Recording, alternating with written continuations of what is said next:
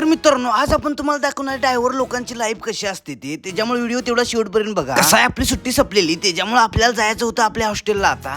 आणि आपण ज्या बसमध्ये बसलो होतो तिथं ओळखीचा ड्रायव्हर होता हो, त्याच्यामुळे काय विषय नव्हता. आपली बस जेवायला थांबलेली बघा रात्रीची जवळजवळ 10 वाजता. मग आपला ड्रायव्हर म्हणला चल माझ्यासोबत जेवाय घेऊन जातो. बाकीची ट्रॅव्हलर मधनं लोक इथं जो हॉटेलचा एरिया आहे त्याच्यात जेवतात. आणि जे ड्रायव्हर आणि कंडक्टर लोक असतात माहित आहे, त्यांना इथं स्पेशल एरिया असतोय बघा. हे बघा, यो ड्रायव्हर आपला दोस्त आहे बघा, त्याच्यामुळे काय विषय नव्हता. कसं आहे, मम्मीने मला घरातनं करून दिलं तो जरासं काहीतरी खायला म्हणून. आपल्या भावाने इथं काय chicken curry, mutton curry, chicken 65, कांदा, जिरा राईस, अंडा भुर्जी सगळं मागवलेलं बघा. रोट्या 4-5 मागवलेल्या.